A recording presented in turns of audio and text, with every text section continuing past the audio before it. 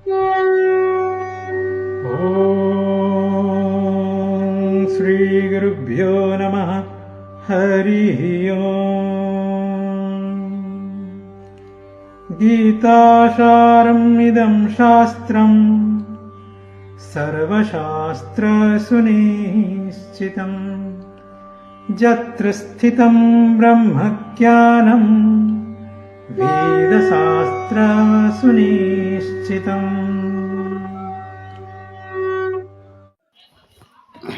जय जगन्नाथ गुरुदेव। जय जगन्नाथ गुरुजी।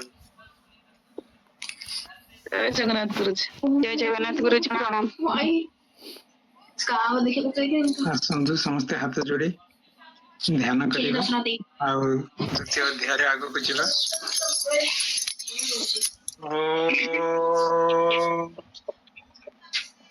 ଶ୍ରୀ ଗୁରୁଭ୍ୟୋ ନମଃ। ହରିଃ ଓମ୍।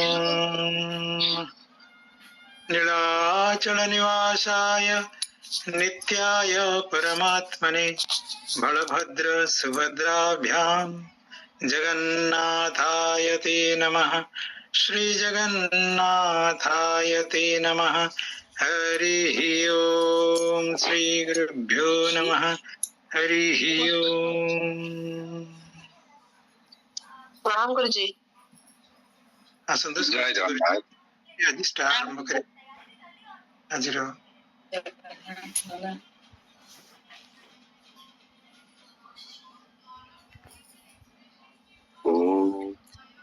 Recording in progress.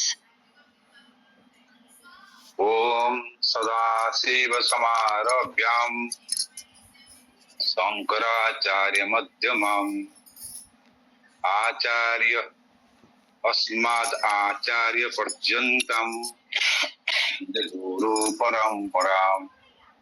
ओम सदाशिव समारभ्याम शंकराचार्य मध्यमम् अस्मद् आचार्य पर्यन्तम् वंदे गुरु परम्पराम्। जय जगन्नाथ। जय जगन्नाथ। जय जगन्नाथ। এই ଅଧ୍ୟାୟଟି ଆରମ୍ଭ କରିବାକୁ ଗଲେ ଆମକୁ ସଦାବେଳେ ଗୁରୁଜୀଙ୍କର ଆଜ୍ଞା ନେଇକି କରିବାକୁ ପଡେ। ଆପଣ ଗୁରୁ ଆଜ୍ଞା ନିଅନ୍ତୁ, ମୁଁ ମୋ ଗୁରୁ ଆଜ୍ଞା ନେଇ କରୁଛି। ତତ୍ଵ ଜ୍ଞାନ ବିନା ଗୁରୁ ଦ୍ୱାରା ପ୍ରାପ୍ତ ହେଇପାରିବ ନାହିଁ। ଭଗବତ କୃପାରେ ତ ଅଲଗା କଥା, ତଥାପି ମଧ୍ୟ ବି ଭଗବତ କୃପା ହେଇକିରି ମଧ୍ୟ ବି ମୀରାବାଇ ହରିକା ସମସ୍ତେ ଗୁରୁ ବି କରିଥିଲେ। ପରନ୍ତୁ ଆମର ବର୍ତ୍ତମାନ କରିଥିଲା ଅଷ୍ଟମ ଶ୍ଲୋକ ବୋଧେ ହେଇଥିଲା, ଦ୍ୱିତୀୟ ଅଧ୍ୟାୟ ଅଷ୍ଟମ ଶ୍ଲୋକ ପର୍ଯ୍ୟନ୍ତ ଗଲା ସେସନରେ କରିଛି। ଏଇ ସେସନ ଆମେ ଆରମ୍ଭ କରିବା ସପ୍ତମ ସରିଛି। सप्तम स्तेवस्था प्रमुखे धातराष्ट्र प्रपन्नम शरणागत। हाँ शरणागत ହେଇଗଲା। ବର୍ତ୍ତମାନ ଆମେ ଦେଖିବା ଯେ ଅର୍ଜୁନ ବର୍ତ୍ତମାନ ପୂର୍ଣ୍ଣ ସମର୍ପିତ ହେଇଛି ନା ପୂର୍ଣ୍ଣ ସମର୍ପିତ ହେଇନାହିଁ। ମତେ ତ ଲାଗୁନି ସେ ପୂର୍ଣ୍ଣ ସମର୍ପିତ ହେଲା ଭଳିଆ ଏଠି। ଯଦି ପୂର୍ଣ୍ଣ ସମର୍ପିତ ହେଇଛି ତାହେଲେ ଫର୍ଦର ପ୍ରଶ୍ନ ଉଠୁନାହିଁ। ଆଉ ଥରେ ପୁନର୍ବାର ମନରେ ପ୍ରଶ୍ନ ଶଙ୍କା ଜାଗ୍ରତ ହେଇପାରିବ ନାହିଁ। କିନ୍ତୁ ଏଠି ମୁଁ ତମ ଶରଣକୁ ଗଲି, ମତେ ଶିଷ୍ୟ ହିସାବରେ ଆପଣ ଗୁରୁ ରୂପରେ ମତେ ଶିଷ୍ୟ ଭାବି ମୋର ଯାହା କଲ୍ୟାଣ ମୋର ଅପ୍ରୀତିକର ହେଲେ ମଧ୍ୟ ମତେ କୁହନ୍ତୁ, ଯାହା ଶ୍ରେଷ୍ଠତା ମୁଁ କରିବି ମତେ କୁହନ୍ତୁ, ମୁଁ କରିବି। ତାପରେ ପୁଣି କହିଦଉଛି କାଳେ ଯୁଦ୍ଧ କରିବାକୁ କହିଦେବି କି? କାରଣ ଯୁଦ୍ଧ କରିବାକୁ ଚାହୁଁନି ନା। ତାମାନେ ଇଏ ପୂର୍ଣ୍ଣ ସମର୍ପିତ ହେଲାନି ଆଉ। ପୁଣି ତା ଭିତରେ କାଳେ ଶବ୍ଦ ରହିଛି, ସେଥିପାଇଁ ପୁନର୍ବାର ଅର୍ଜୁନ ସେଟାକୁ ଦୋହରଉଛି। କଣ ଦୋହରଉଛି? ନ ହି ପ୍ରବଶ୍ୟାମି ମମାପନୁଦ୍ୟାତ୍ ନ ହି ପ୍ରବଶ୍ୟାମି ମମାପନୁଦ୍ୟାତ୍।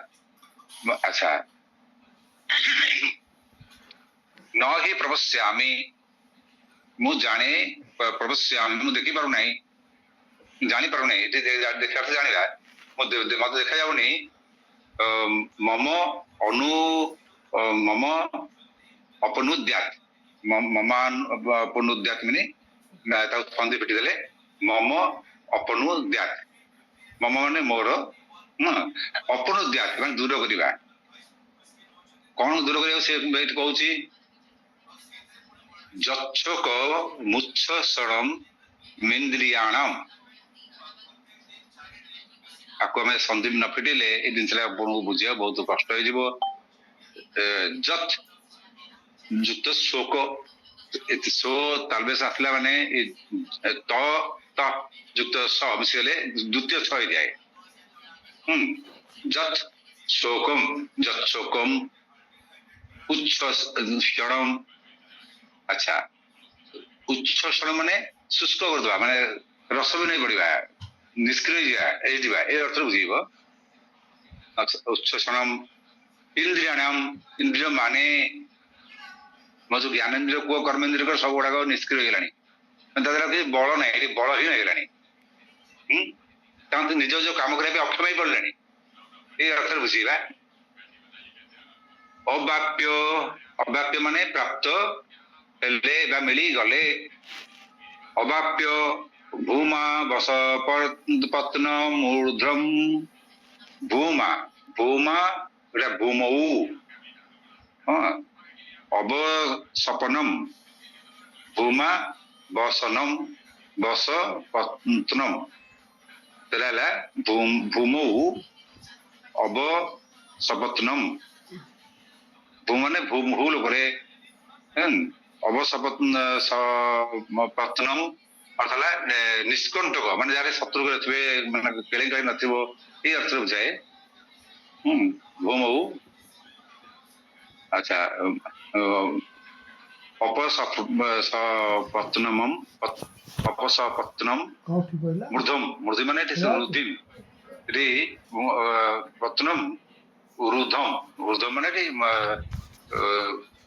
रुद्धि जो गणेश जोड़े स्त्री थे रुद्धि आ निधि सिद्धि रुद्धि आ सिद्धि सिद्धि रुद्धि माने समृद्धशाली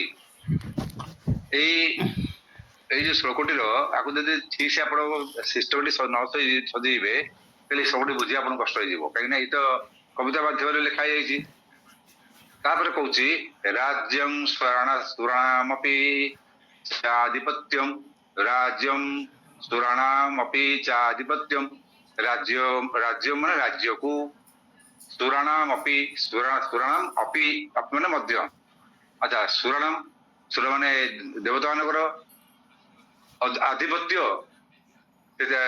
चाधिपत्यम फिटिदेले च आधिपत्यम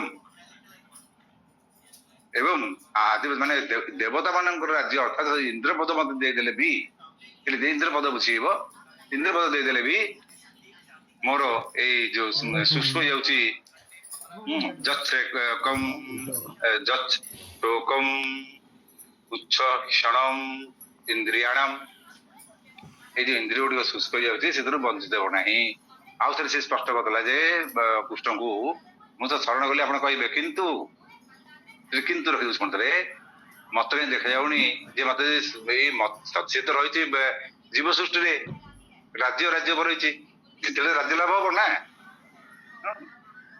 मत जना पड़ूनी जे मत इह लोक मिल जाए स्वर्ग लोक मिल जाए समस्त संपूर्ण धन धान्य पूर्ण होता रुधि रुधि मान धन धान्य संपूर्ण संपत्ति सब परिपूर्ण एपरिक हिरण्य गर्भ भाया संपत्ति धन रत्न सब मिल जाए तेरे मो इंद्रिय मानकर जो शुष्कता मो भीतर शोक आ दुख निवारण हो पार ना ताले मु टोटाली युद्ध करेंगे ना बुझा कारण ये लोक निष्कंटक धन धान्य संपूर्ण समृद्ध राज्य एवं देवता मानकर आधिपत्य इंद्रपद पाइले मोर इंद्रिय मानकर शुष्कतार शोक को दूर कर कौन प्रकार उपाय मत देखा जाऊ ना ये हास्यास्पद लगुच शरण होला प्रश्न आसा नुह शरण होला पुणी से कहूँ जे मत शरण गला कहूँ मत शिष्य रूप ग्रहण कर गुरु भाव मते कहतु शिक्षा दिंतु शासन करतु जे मोर जहाँ मंगल करब से चाहे मोर प्रीति हो अप्रीति हो पुणी एठी तापर कहूँ जे मत तो तमें टोटाली मुझे युद्ध करी ना संपूर्ण भाव युद्ध करने निजक युद्ध विरोध रोचे अच्छा ये जिन भल बुझा दरकार प्रथम अध्याय 32-33 नंबर से कौटुंबिक माने कुटुंब स्नेह कौटुंबिक स्नेह ममता बा मोह जो सेगला युद्ध करी ना मो पिता मोह मो गुरु मो भाई मो बंधु मो बांधव मो मामू ये मोहर से आत्मन्न रही प्रथम अध्याय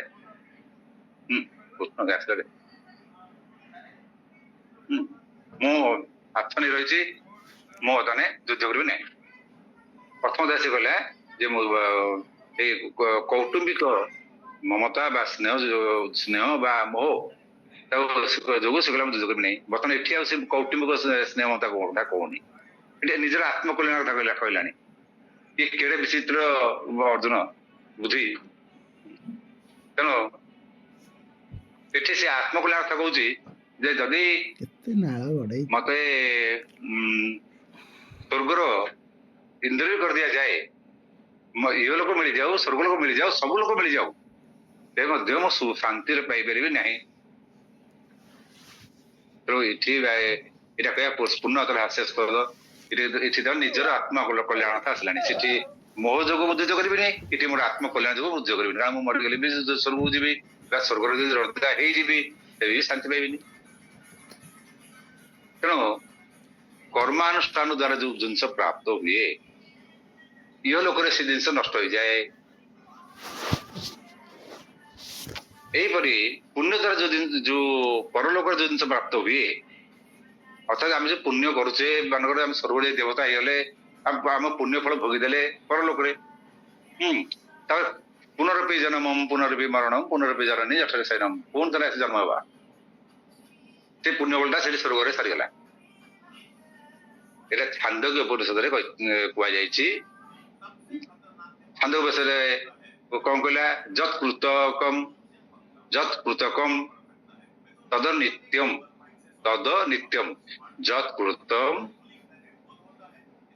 जत्कृतकम तद अनित्यम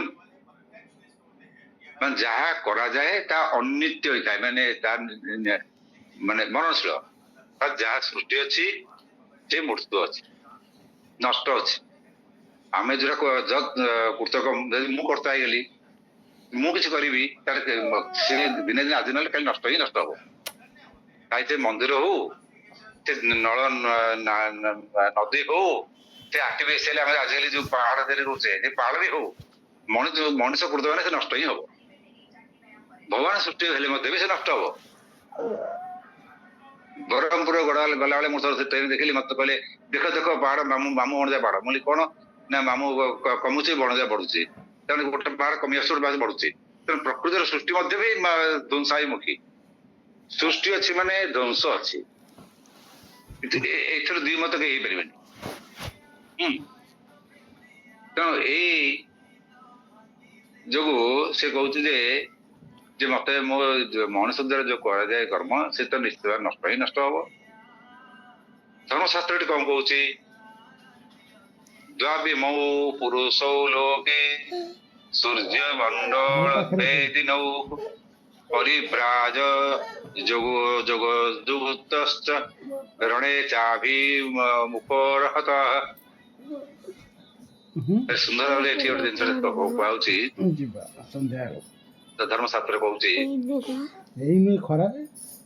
समस्त दिन मरवा जन्म मरवा मले दुई प्रकार पुरुष अर्थात लोक व्यक्ति से मुक्ति लाभ करते सूर्य मंडल था सूर्य मंडल हे दिन लोक गोटे जोगयुक्त सन्यासी मान जोगयुक्त सन्यासी मुझे खाली सन्यासी कहूनी जोगयुक्त सन्यासी परिव्राजक कहुए परिव्राजक सन्यासी नियम है गोटे स्थान में 2.5 दिन अधिक रही तेणु जोगयुक्त परिव्राजक आउ गोटे जे रणभूमि विरक्ति गति प्राप्त होता है मैंने मरी थाए ଏଇ ଜିନିଷଟି ମରିବା ସମୟରେ ମଣିଷର ଯୋଉ ଚିନ୍ତା ଥାଏ ସେ ଚିନ୍ତା ହିଁ ତାର ମୁକ୍ତିର ରାସ୍ତା ଥାଏ। ଏ ଦୁଇଟି ଯାକ ସୂର୍ଯ୍ୟମଣ୍ଡଳରେ ଥାନ୍ତି ଅର୍ଥାତ୍ ମୁକ୍ତି ଲାଭ କରିଥାନ୍ତି। ବୀରଗତି ପ୍ରାପ୍ତ ହେଇଥାନ୍ତି ଯୋଉ କ୍ଷତ୍ରିୟ ମାନେ ସେମାନେ ଦରକାର ନାହିଁ ତାଙ୍କର ଏଇ ସନ୍ନ୍ୟାସ ସେବା ସାଧନା କରିବା। ସେ ଯୁଦ୍ଧ ଯଦି ମଲେ ତାହେଲେ ବୀରଗତି ଗତିକି ପ୍ରାପ୍ତ ହେଲେ। ୟା ପଛରେ ବହୁତ କାରଣ ବି ରହିଛି, ବହୁତ ପରୀକ୍ଷା ନିରୀକ୍ଷା ପରେ ବି ଦେଖା ହେଇଛି ଏହା ସତ୍ୟ। କେମିତିକା ଯଦି ମରିବା ସମୟରେ ଗୋଟେ ଲୋକ ଚିନ୍ତା କରୁଛି ଯେ ମୋର ତ ଏତେ ଧନ ସମ୍ପତ୍ତି ଅଛି, ମୁଁ ତ ମରିଯିବି, ଧନ ମୋର ରହିଯାଉଛି, ତାହେଲେ ସେ ପୁଣି ଜନ୍ମ ତ ହଉନି, ସେ ହଁ ହେଇଥିବ ଜନ୍ମ ହେଇକିରି ଗୋଟେ ସାପ ହେଇକି ଜଣଙ୍କର ଥିଲା ଛୋଟିଆ ସାପଟେ ଏଇ ହାତେ ଚକାଟେ। ଏଇଟା ମୁଁ ଦେଖିଥିଲି କେରଳରେ। ସେ କହିଲେ ଯେ ଏଇ ଯେ ହାତେ ଚାଖଣ୍ଡେ ସାପଟି ଆଜ୍ଞା ଆପଣ ଭବିଷ୍ୟ କହିବ। ମୁଁ କେମିତି କହିବ? ସେ ହିନ୍ଦୀରେ କହୁଥାନ୍ତି, ମୁଁ ତ ହିନ୍ଦୀରେ କଥା ହଉଥାଏ। ତାପରେ ମୁଁ ସେ କାଗଜ ପୋଥି କାଢିଲା, ତା ସେ ଆସିକିରି ସାପଟି ଦାନ୍ତରେ କାମୁଡିକି କାଢିଲା, ମାନେ ପାଟିରେ କାମୁଡିକି କାଢିଲା ସାପଟା। ସେ ଯେ ପତ୍ରଟି, ସେ ପତ୍ରରେ ଯାହା ଲେଖା ହେଇଥିଲା ଚମତ୍କାର। ଆଉ ତାକୁ ମୁଁ କିଛିଟା ଉପାୟ ବତେଇକି ଆସିଥିଲି ମୁକ୍ତି ପାଇଁ। ମୁଁ କହିଲି କିଏ ସିନା ମୋ ପୂର୍ବପୁରୁଷ। ସେ ପୋଥିଟାର ଇଚ୍ଛା ଥିଲା ସେ ମୁକ୍ତି ପାଇନଥିଲା। ତାପରେ ତାକୁ ବତେଇ ଆସିଲା ପରେ ମୁଁ ବି ଆସିନି, ସେଠୁ ଫେରିନି। ସେ ଫେରିନି, ତା 2 ଦିନ ପରେ ସେ କାମଟା କଲା ପରେ ମତେ ମୁଁ ଆସି ଷ୍ଟେସନରେ ବସିଲା ବେଳକୁ ଦୌଡ଼ି ଯାଇ କହୁଛି ଆଜ୍ଞା ସେ ଯେମିତି ମୁଁ କରିଦେଇଛି, ସେ ଯେମିତି ତାକୁ ସମୁଦ୍ରରେ ଛାଡିଦେଲି, ସେ ପୁରା ଜୋରରେ ଗଲା, ଜୋରରେ ମାନେ ଏତେ ଜୋର ଗଲା ଯେ ମୁଁ ସମୟ ମାନେ ଦେଖି ଆଶ୍ଚର୍ଯ୍ୟ ହେଲି, ଏତେ ସ୍ପିଡ ଗଲା ରକେଟ ଭଳିଆ ପାଣି ଭିତରେ, ମାନେ ମୁକ୍ତି ହେଇଗଲା। ଯଦି ଆମ ଗୋଟେ ମଲା ବେଳେ ଆମର ବି ବହୁତ ଉଦାହରଣ ଦିଆଯାଇଛି ଉପନିଷଦ ମାନଙ୍କରେ। ଗୋଟେ ଗୁରୁ ତାଙ୍କର ସବୁ ଶିଷ୍ୟମାନଙ୍କୁ କହିଲେ ଯେ ବର୍ତ୍ତମାନ ମୁଁ ଦେହତ୍ୟାଗ କରିବି, ଆଉ ମୋର ପଟଶିଷ୍ୟ ଯିଏ ସେ ଗୁରୁ ଆଜି ଗ୍ରହଣ କରିବ। ବର୍ତ୍ତମାନ ମୁଁ ଦେହତ୍ୟାଗ କରୁଛି, ମାନେ ତାକୁ ପଟଶିଷ୍ୟ ଅଭିଷେକ କରିଦେଲେ, ନିଜ ଦେହତ୍ୟାଗ କଲେ। ଦେହତ୍ୟାଗ ସିନା କରିଦେଲେ ସେ ସମ୍ପୂର୍ଣ୍ଣ ରୂପରେ ମୁକ୍ତ ହେଇପାରିଲେ ନାହିଁ। ଯିବା ଆମେ ପୁଅ ଆକୁ ଏନୁ ଯଦି ସବୁ ତ ତୁ ପଟଶିଷ୍ୟକୁ ସ୍ୱପ୍ନରେ କହିଲେ, କିଛି ଦିନ ଗଲା ପରେ ତାଙ୍କ ପଟଶିଷ୍ୟ ସ୍ୱପ୍ନରେ କହିଲେ ଯେ ଏଇ ଗଛରେ ଯୋଉ ଆପୁଲଟେ ହେଇଛି ସେ ଆପୁଲଟେ ତୁ କାଟିଦେ। ନା କାହିଁକି ଗୁରୁଦେବ?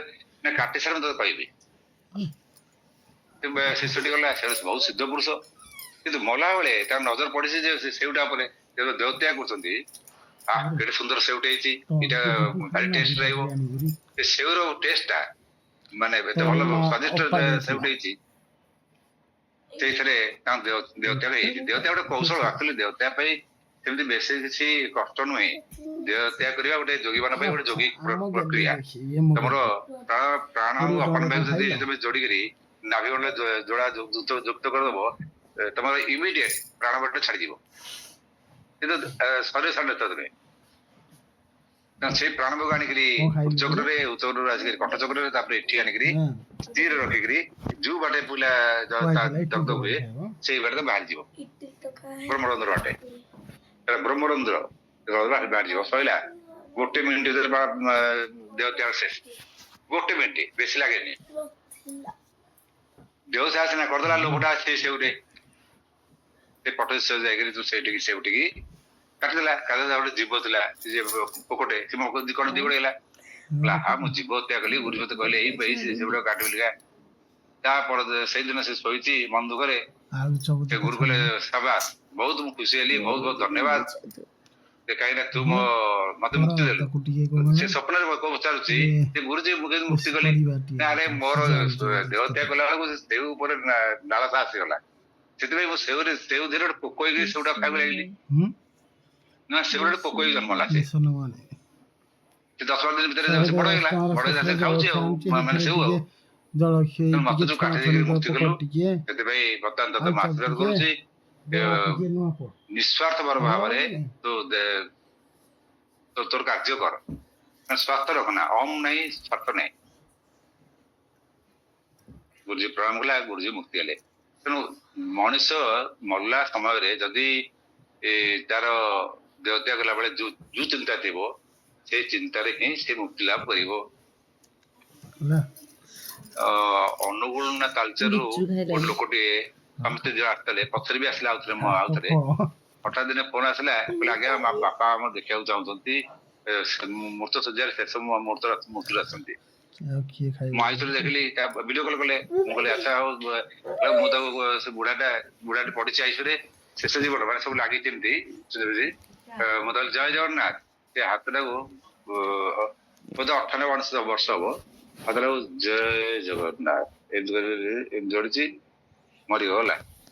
ତାପରେ ଶେଷ ମୁହୂର୍ତ୍ତରେ ସେ କହିଲେ ଯେ ମୁଁ ବଡପଡାକୁ ଦେଖାହେବି ମୁଁ ଧରିଲି ଦେଖିଲା ବେଳକୁ ସେ ଯୋଉ ଲୋକ ତା ଜୀବନରେ ଆମିଷ ଛାଡି ନଥିଲା ତା ଜୀବନରେ ପିଆଜ ଛାଡି ନଥିଲା ଆମିଷ ନହେଲେ ଭାତ ଖାଇବନି ସେଇ ଲୋକ ଶେଷ ମୁହୂର୍ତ୍ତରେ କହୁଛି ମୁଁ ବଡପଡାକୁ ଦେଖିବି ମୁଁ କହୁ ତାକୁ ଜୟ ଜଗନ୍ନାଥ ସେ ଜୟ ଜଗନ୍ନାଥ କହିକିରି ମରୁଛି ତାହେଲେ ସେ କୁଆଡେ ଯିବ ଜଗତ ପ୍ରାପ୍ତି ହବ ସେ ଲୋକ ଜଗନ୍ନାଥ ତାକୁ ନେଇଯିବେ। ଏଇ କଥା ମତେ ଚଣ୍ଡୀ ବର୍ଣ୍ଣନା ହେଇଛି ଯିଏ ମୃତ୍ୟୁ ସମୟରେ ଗୋଟେ ମା ବୋଲି ଗୋଟେ ଥର ଉଚ୍ଚାରଣ କରିଛି ସେ ମୋ ପାଖକୁ ପଳେଇ ଆସିବ ଯେତେ ପାପ କରିଥାଉ ପଛେ ସେ ମୃତ୍ୟୁ ସମୟରେ ସମସ୍ତଙ୍କ ଚିନ୍ତାରେ ଆଶା ନାହିଁ ଲୋଭ ମୋହ ସବୁ ଆସିବ ମଲା ମୋ ପୁଅ ମୋ ଧନ ସମ୍ପତ୍ତି ମୋର ମୋର ଅମୁକ ଇଚ୍ଛା ଅଛି ମୁଁ ଅମୁକ କରିଥାନ୍ତି। ତେଣୁ ଏମିତି ବହୁତ ଲୋକ ଥାଆନ୍ତି ଦେଖିବେ ଗୋଟେ ପିଲା ଛୋଟ ବେଳୁ ସେ ଜନ୍ମ ହେଲା ମାତ୍ରକେ ଡେଭଲପ କରିଯାଆନ୍ତି କାରଣ ତା ପୂର୍ବ ଜନ୍ମ ଇଚ୍ଛା କରିଥାନ୍ତି ମୁଁ ନା କରିବି ଜନ୍ମ ହଉ ସେ ନା କରିବାକୁ ମାତନ୍ତି। କିନ୍ତୁ ଗୋଟେ ଲୋକ ଥାଆନ୍ତି ତାଙ୍କର ବହୁତ ଜିନିଷ ଥାଏ ତାଙ୍କର ଇଚ୍ଛା ଥାଏ ଅଲଗା ତେଣୁ ସେ ବହୁତ ଜିନିଷର ପ୍ରତିଭା ଅନନ୍ୟ ପ୍ରତିଭାର ସମ୍ପୂର୍ଣ୍ଣ ହେଲେ ବି ତାଙ୍କ ଇଚ୍ଛା ଯଦି ସନ୍ନ୍ୟାସ ସନ୍ନ୍ୟାସିବେ ସବୁ ତୁଚ୍ଛ କରିଦେବେ। ସେମିତି ତନ୍ତ୍ର ବିଷୟରେ ସାଧୁ ସଂଘରେ ଲେଖା ହେଇଛି ଚାଟାର୍ଜୀ ଲେଖିଛନ୍ତି ନିଜର ଅନୁଭୂତି।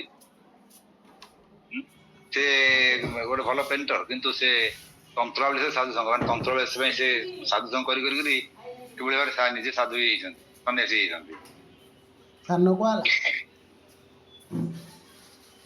ତେଣୁ ଗତ କ୍ଲାସରେ ମୁଁ ସେଇ ବିଷୟରେ ସାଧନା ଚତୁଷ୍ଟୟ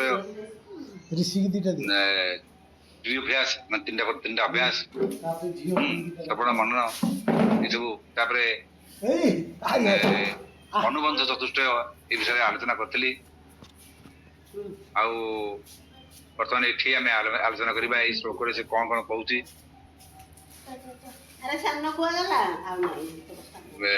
ସେ କହୁଛି ଯେ ହେ ପରନ୍ତପ ଏଠି ପରନ୍ତପ ଯୋଉ ତାପରେ ଏଠି ଆସିଲା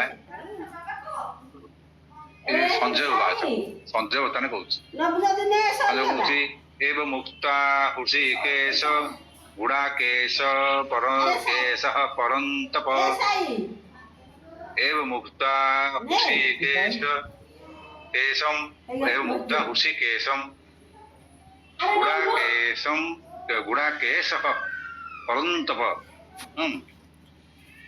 एव मुक्ता ऋषिकेशम ऋषिकेशकु एवं उक्ता कहला कि संजय को धृतराष्ट्र कहूँ संजय गुडाकेशः परन्तप गुड़ाकेश मैंने निद्रा जयी आगुरी कही गुड़ाकेश निद्रा जयी परन्तप पर मान शत्रु तप शत्रु तपाए मान शत्रु जाऊ देखिले भयभीत जाती परन्तप इठी परन्तप क्या रजा कही कि अर्जुन कही निया जाए दुई मत आसे बहुत लोग कहते रजा कही बहुत लोग कहते से अर्जुन कही अच्छा व्यक्तिगत मत पचरा जाए मुझे कह अर्जुन कही परन्तप भगवान व्यवहार हो पार नहीं भगवान परन्तप हो पारे नहीं क्या भगवान पर बोली शब्द ना सृष्टि समस्तर से राक्षस कुह देव कुह दानव कुह से जी भी मनीष कुह पशु पक्षी समस्त सृष्टि पर आसला मनीष परन्तप मनीष देखा धृतराष्ट्र परन्तप ना अर्जुन हाँ धृतराष्ट्र गोटे परन्तप ये दुष्ट हो पारे धृतराष्ट्र राज्य की आक्रमण कर डरुले ना शुणी डरुले कारण था पितामह भीष्मक बाहुबल भीष्मक जो युद्ध भीष्मक डर से आक्रमण करुले पितामह भीष्म जहाँ करुले फाइनाल समस्त सारा पृथ्वी समस्त ग्रहण करुले एडे बड़े योद्धा थे एवं उक्त्वा ऋषिकेशं ऋषिकेश ମୁଁ ବ୍ୟାଖ୍ୟା କରିଥିଲି ଆଉ ଥରେ ବ୍ୟାଖ୍ୟା କରିଦେବି ଜୀବନ ପଳ ଗୁଡ଼ାକେଶ ମାନେ ନିଦ୍ରାଜୟୀ ପରନ୍ତପ ତିନିଟା ଅର୍ଥ କହିଛି ନ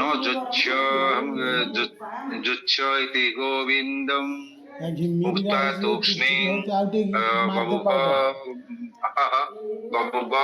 ପାଉଡର ଟିକେ ମାରିଦେ ବବୁବହ ମାନେ ଚୁପ ହୋଇଯିବା ତୃଷ୍ଣୀ ମାନେ ମୌନ ତୃଷ୍ଣୀ ମାନେ ଚୁପ କୁହ ଭୁବ ବବୁବ ହଟା ରହିଲା ଭିତରେ ବବୁଭ ମାନେ ହୋଇଗଲା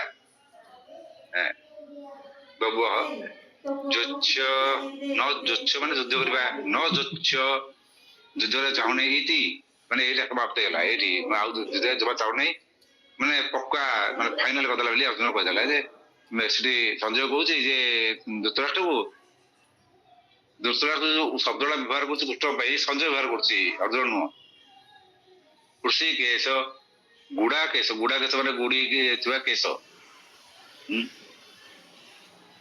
ଆଗ କହୁଥିଲେ ନା ଗୁଡାକେଶ ନିଦ୍ରା ଯାଇ ଏ ନିଦ୍ରା ଜୟୀ ପରନ୍ତପ ମାନେ ଶତ୍ରୁଘ୍ନ ଯେ ଯାଉଥିଲେ ଶତ୍ରୁଘ୍ନ ଡରନ୍ତି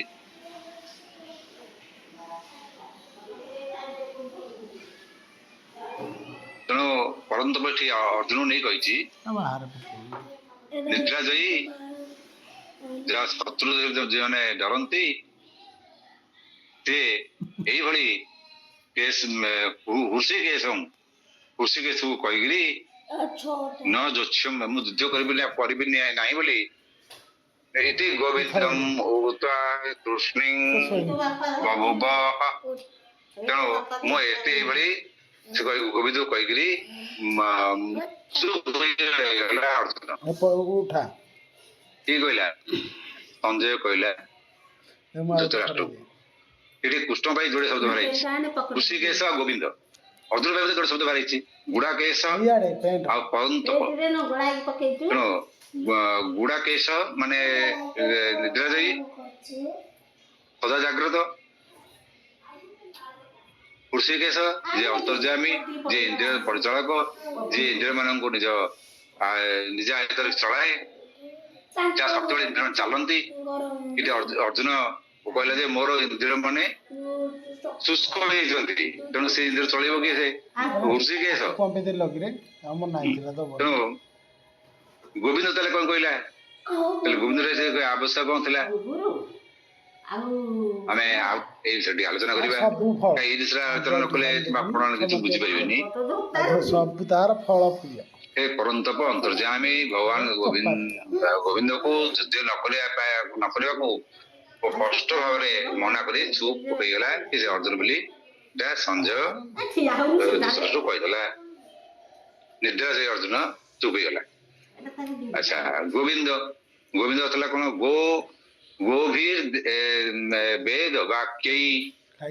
गोभीर वेद वाक्यैर विद्यते लभ्यते इति गोविन्दः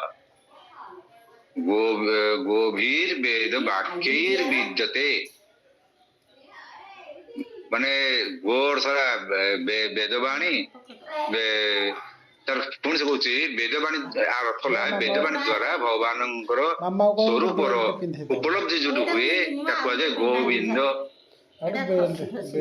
गोर तो गाई गोर तो बैठे वेदवाणी आसलानी गोर तो भूमि भी आसो तो गोविंद शब्द व्यापक अर्थ रही कि मुख्यतः गोविंद अर्थ है जी वेदवाणी द्वारा स्वरूप उपलब्धि करे भगवान गोविंद से गोविंद कथा कही संजय ये बादरायण वेदसूत्र कहला वेदसूत्र बादरायण वेदांत सूत्र बादरायण वेदांत सूत्र कहला जस्माद्यसी जतः जस्माद्यसी जन्माद्यसी बादरायण वेदांत सूत्र कहूँ जन्माद्यसी जतः अर्थात जन्म मृत्यु जहाँ द्वारा चालित हुए जन्माद्यसे जतः शास्त्र जोनि त्याग शास्त्र जोनि त्याग माने ब्रह्मर जो ब्रह्मला शास्त्र जोनि एवं जगतर कारकत्व होचे ब्रह्म कि कहला बादराणकर वेदांत सूत्र होचे कने एठी जे देखिबा आवानी बनी लिचु घर शास्त्र जोनि माने जे समस्त ज्ञान अधिकारी एवं सर्वज्ञ शास्त्र जोनि माने जो जन शास्त्र उत्पन्न हुए सर्वज्ञ से सर्वज्ञ शब्द व्यवहार कराई गोविंद अर्थटी जहाँ स्वरूप दर्शन हो वेद पाठ जगत कारक कारकत्व जगत सृष्टि कारकत्व जन्म मृत्यु कराई जन्माद्यसी ना ना जन्माद्यसे जतः जन्माद्यसे जतः मान जे जन्म देता है मारता है गोताए गोविंद आम जो कार्य करछे कार्यर कारण दुईटा थाए फल फल प्रधान एक होता गोटे फल प्रदानकारी स्वरूप योग्यता स्वरूप माने निजर प्रभुत्व विस्तार जो अर्थ दिए मन लोक गोटे व्यवसाय पुंजी निवेश कला तार किसी लाभांश पाइबा किसी अर्थ पाइब आ व्यवसाय वृद्धि हम पैसा दी पैसा हम এটা ফল ফল প্রদান হব যেটা ফল পাই ଆଉ ଗୋଟେ ହଉଛି ସ୍ୱରୂପ ଯୋଗ୍ୟତା ମନେକର ଯୋଉ ଗୋଟେ ଟ୍ରଷ୍ଟ ଜଣେ ଯୋଉ ବହୁତ ବହୁତ ଧନ୍ୟ ଅଛନ୍ତି ଗୋଟେ ଗୋଟେ ଦାନ କରିଦେଲେ ସେ ଆମକୁ ଦାନ କରିଦେଲେ ସେଠି ଆମକୁ ଦାନ କରିଦେଲେ ଗୋଟେ ଦାନ କରିକି ସେ ଲୋକମାନଙ୍କୁ ଇଏ କଲେ ତା ଦେହରେ ତାଙ୍କର ପରାକ୍ରମ ଆଉ ପ୍ରଶଂସା ପାଇବେ ତେଣୁ ସ୍ୱରୂପ ଯୋଗ୍ୟତା ଯୋଡା ଯାକ ହେଲା କାର୍ଯ୍ୟର କାରଣ ଯୋଡା ଯାକ ବିନାଶକାରୀ କାରଣ ଏଇଟା କର୍ତ୍ତା ଜଣେ ହଉଛି କର୍ତ୍ତା ଯିଏ କାର୍ଯ୍ୟକୁ ସେ କର୍ତ୍ତା ହେଇଗଲା ନା ତେଣୁ ଯିଏ ଏଇ ସବୁ ଯାହା ଆମ ଦ୍ଵାରା କରାଯାଏ ସେଗୁଡା ବିନାଶକାରୀ ତେଣୁ ଅର୍ଜୁନ ପାଖରେ ଯୋଡା ଯାକ ଥିଲା ଆଳସ୍ୟ ଯେ ଅର୍ଜୁନ ଏଠି ସର୍ବଶତ୍ରୁ ସନ୍ତାପୀ ଅର୍ଜୁନ ଏ ଯୋଡା ଥିବା ସତ୍ୟ ମଧ୍ୟ ଅନ୍ତଃକରଣର ଶୁଦ୍ଧି ବିନା ପରମାତ୍ମାକୁ ପାଇବା ସମ୍ଭବ ନୁହେଁ ତା ଅନ୍ତଃକରଣରେ ମୋହ ପ୍ରବଳ ରହିଯାଇଛି କିନ୍ତୁ ଏଟା ଆଗନ୍ତୁକ ମୋହ କ୍ଷଣ କ୍ଷୁଦ୍ର ହୃଦୟ ଖୋଲି କହିଥିଲା କହିଲା ମୁଁ ଶ୍ରବଣ କହିଥିଲି କ୍ଷୁଦ୍ର ମାନେ ଆଗନ୍ତୁକ ମାନେ କିଛି ସମୟ ପାଇଁ ତା ଭିତରକୁ ହସି ଆସିଛି ଆଇ ଯୋଉ ମୋହ କାଢି ହବ ଅନ୍ତଃକରଣ ଗଲା ତେଣୁ ଆମର ଯୋଉ ଅନ୍ତଃକରଣ ଶୁଦ୍ଧି ପାଇଁ ମୁଁ ସେ ସ୍ୱାଧୀନତା ସୃଷ୍ଟି କହିଥିଲି ତାପରେ ଅନ୍ୟାସବତା ଗଲା ତ କ୍ଲାସ ଶେଷରେ କହିଥିଲି ତେଣୁ ଆମର ଯୋଉ ଜଗତକୁ ଜାଣିଲେ ଆମେ ତ ଆତ୍ମଶୁଦ୍ଧି ହେବା ଦରକାର ତାହେଲେ ଆମେ କାହିଁକିନା ଆଧ୍ୟାତ୍ମିକ ଜ୍ଞାନ ବିନା ତତ୍ତ୍ୱ ଜ୍ଞାନ ବିନା କାହାର ମୋହ କଟିପାରିବ ନାହିଁ ଏଇ ଯୋଉ ଲୋଭ ମୋହ ଅହଙ୍କାର ଜମା କଟିବନି ଯଦି ବା କଟିଗଲା କିଛି ସମୟ କଟିଯିବ ପୁଣି ବାହାରିଯିବ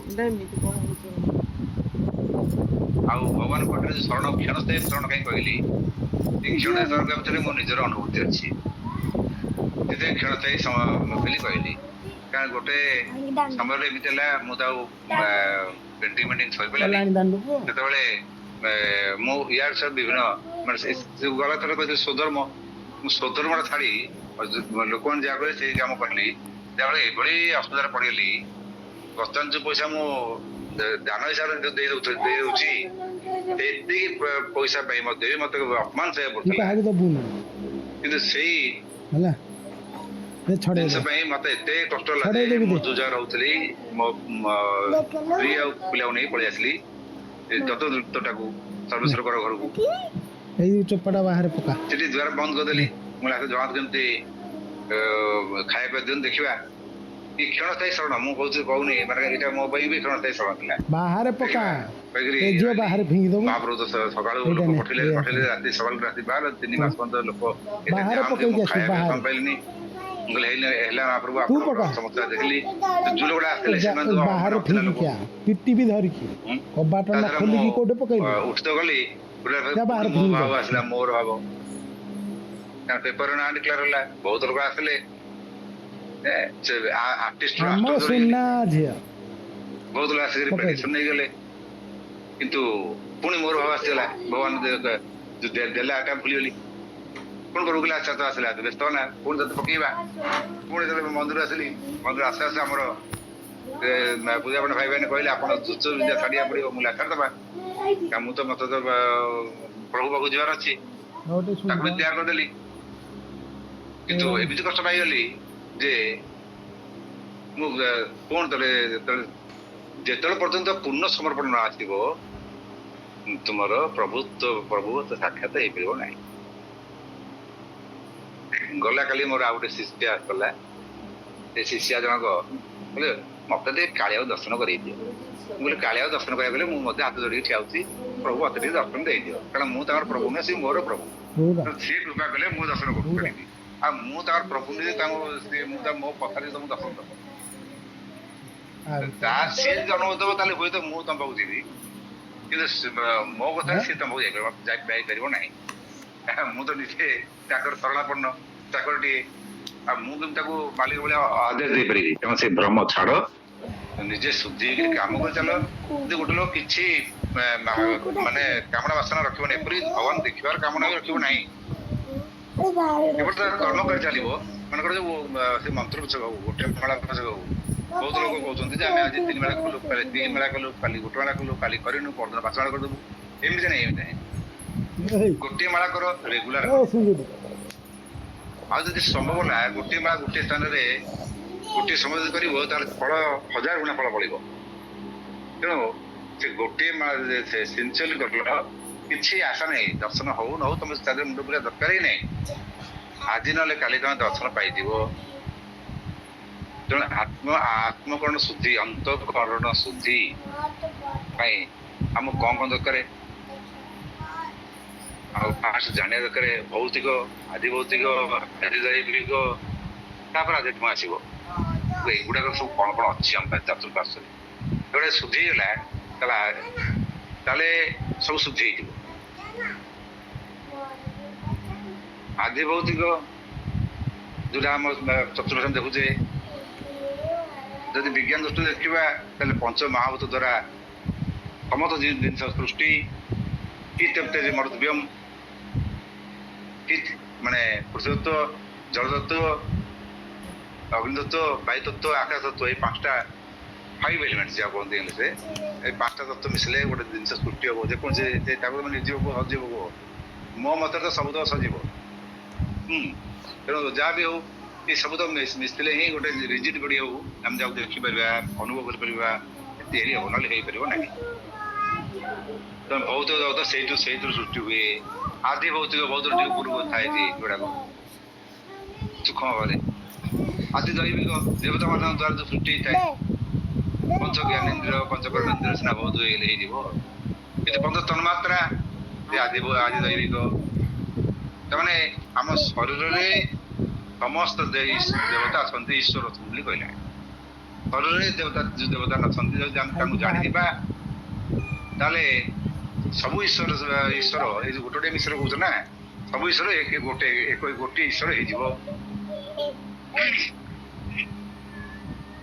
ତେଣୁ ଶରୀରରେ ଆମର ଏଇ ଯୋଉ ପଞ୍ଚ ଇନ୍ଦ୍ରିୟ ଯାହାକୁ ନେଇକି ଆମେ ବହୁତ ଅଭିମାନ ସୃଷ୍ଟି କରୁ ଅହଂକାରୀ ଯାଉ ଏ ପଞ୍ଚ ଇନ୍ଦ୍ରିୟ ଗୁଡ଼ିକ ହେଲେ ଅଗ୍ନି ପୃଥିବୀ ଜଳ ଅଗ୍ନି ବାୟୁ ଆକାଶ ଏ ଯୋଉ 5ଟା ଯାକ ନେଇକିରି ପଞ୍ଚ କର୍ମେନ୍ଦ୍ରିୟ ପଞ୍ଚ ଜ୍ଞାନେନ୍ଦ୍ରିୟ ଆଉ ପଞ୍ଚ ତନ୍ମାତ୍ରା ସୃଷ୍ଟି ହୁଏ ଏସବୁକୁ ନେଇକିରି ଆମର ଗୋଟେ ତୈତ୍ତିରୀୟ ବ୍ରାହ୍ମଣରେ ତୃତୀୟରେ 3:10:8 ହଁ ତୈତ୍ତିରୀୟ ବ୍ରାହ୍ମଣରେ ଗୋଟେ ସୁନ୍ଦର ଜିନିଷ ମୁଁ ଏଇ ଯୋଉ ତୈତ୍ତିରୀୟ ବ୍ରାହ୍ମଣ ବୈତରଣୀ ବ୍ରାହ୍ମଣ ସତତ ବ୍ରାହ୍ମଣ ଏସବୁ ଗୁଡାକ ଆଣିକିରି ବଡ ବାଟରେ ପଢୁଥିଲି ଆପଣ ବି ଯଦି ନ ବୁଝିପାରୁଛନ୍ତି ବଡ ବାଟରେ ଉଚ୍ଚାରଣ କରି ପଢନ୍ତୁ ଭାଇ ମଜା ଲାଗିବ ଏମିତି ତ ବୁଝିଲେ ତ ସେ ଅଲଗା କିନ୍ତୁ ଖାଲିରେ ରବିବାର ଛୁଟି ଗୋଟେ ବାରବାଟି ରିପିଟ କରି ପଢିଲା ପରେ ଆସ୍ତେ ଆସ୍ତେ ତାର ବୁଝି ହେଇଯିବ ଆସ୍ତେ ଆସ୍ତେ ବୁଝି ହେଇଯିବ ସେ ତୈତ୍ତିରୀୟ ବ୍ରାହ୍ମଣ କଣ କହିଥିଲା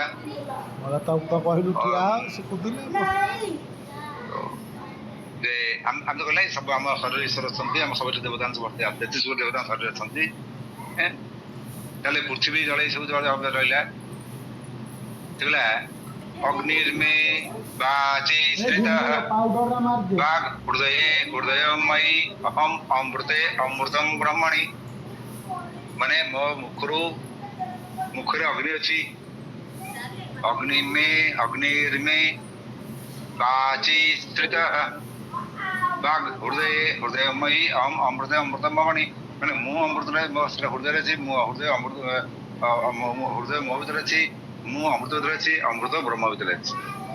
ସେମିତି ବାୟୁର୍ମେ ପ୍ରାଣେ ସ୍ଥିତଃ ପ୍ରାଣ ହୃଦये ହୃଦୟମୟୀ ଅହମ୍ ଅମୃତେ ଅମୃତମ୍ ବ୍ରହ୍ମଣି। ତାହେଲେ ବାୟୁ ରହିଲା କୋଉଥିରେ? ପ୍ରାଣରେ। ପ୍ରାଣରେ ବାୟୁ ରହିଲା। ସେ ବାୟୁ ଯେତେବେଳେ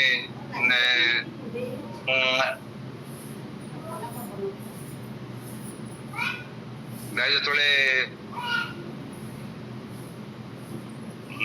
ଫାଷ୍ଟ କଣ କହିଲେ? ଅଗ୍ନି, ମୁଖରେ ଅଗ୍ନି ରହିଲା, ପ୍ରାଣରେ ବାୟୁ ରହିଲା। ତାହେଲେ ଦିଶୋ ମାନେ ଆକାଶ ରହିଲା।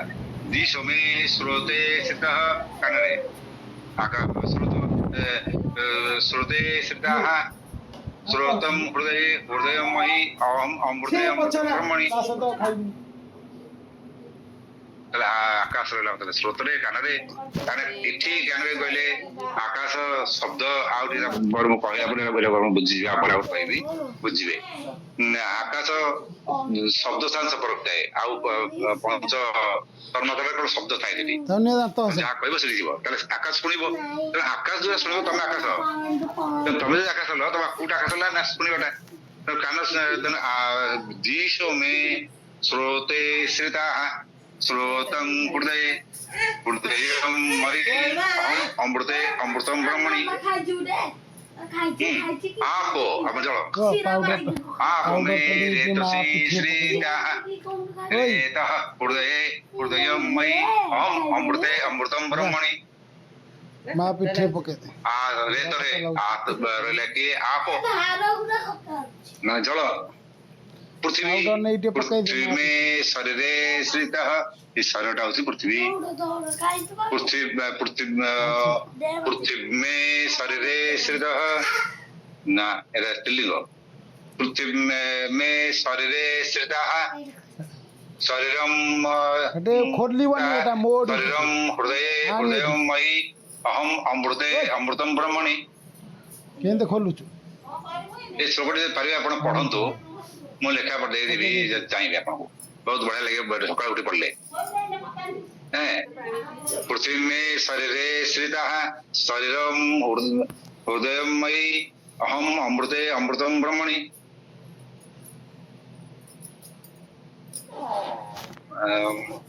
ଶରୀର ହୃଦୟ ହୃଦୟମୟୀ ଅହମ୍ ଅମୃତ।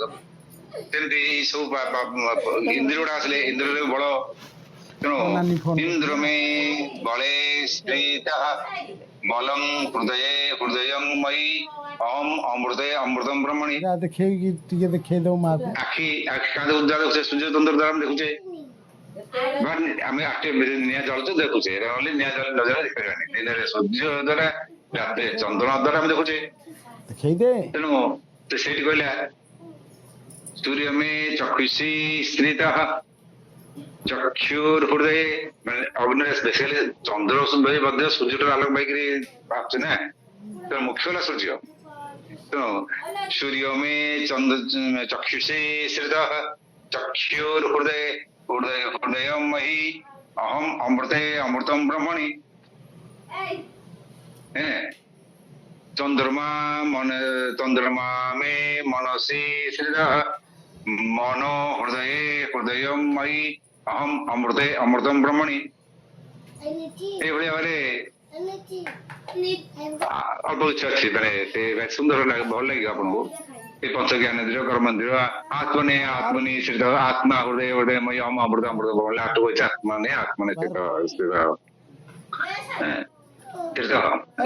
ତାହେଲେ ଏଇ ଯୋଉ ପଞ୍ଚ ମହାଭୂତମ୍ ନେଲେ ପୃଥିବୀ ଜଳ ଅଗ୍ନି ବାୟୁ ଆକାଶ, ଗୋଟେ ଧାଡିଆ ଲେଖନ୍ତୁ।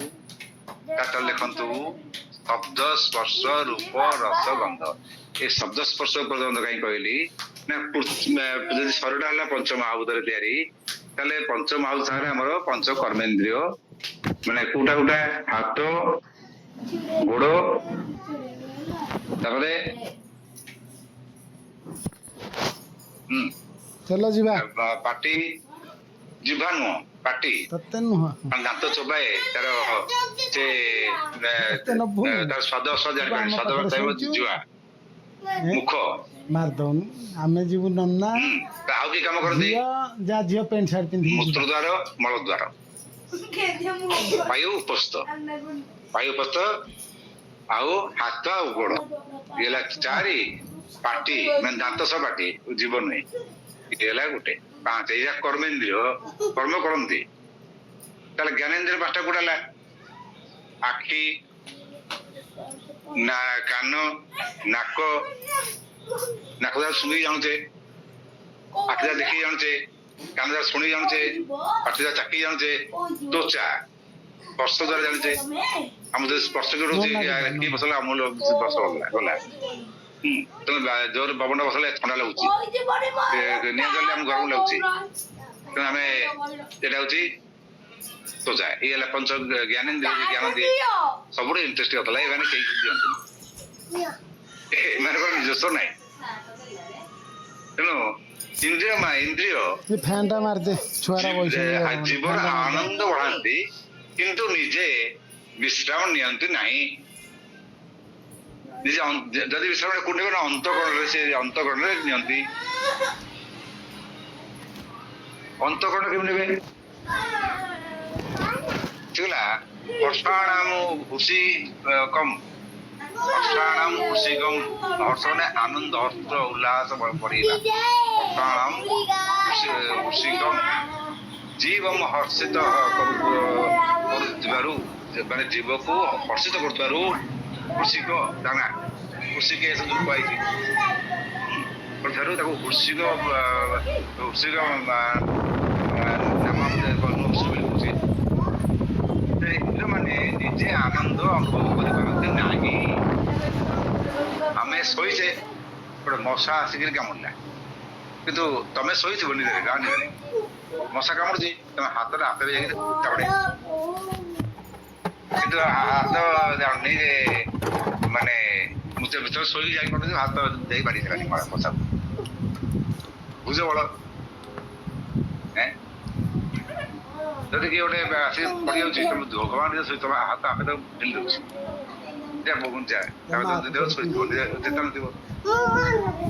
ଇନ୍ଦ୍ରିୟ କାମ କରୁଛନ୍ତି ସେ ଅନ୍ତରଣ ଶୋଇପାରନ୍ତି ନାହିଁ କିନ୍ତୁ ନିଜେ ଆନନ୍ଦ ନେଇପାରନ୍ତି ସେ ଜୀବକୁ ଆନନ୍ଦ ଦିଅନ୍ତି ଜୀବ ମାନେ ଯାହା ଜୀବନ